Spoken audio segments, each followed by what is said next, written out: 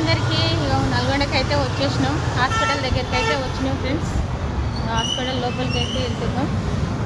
Okay friends, మీరు ఏమేమి చేస్తున్నారో కామెంట్ అయితే చేయండి. ఇక మా అమ్మ చూయించుకునే హాస్పిటల్ ఇదే హాస్పిటల్ ఫ్రెండ్స్.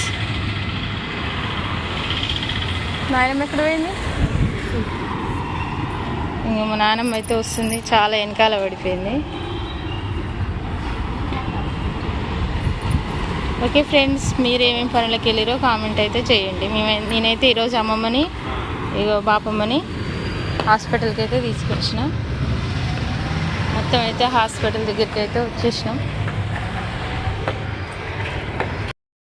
హాస్పిటల్ లోపలికి అయితే వచ్చినాం.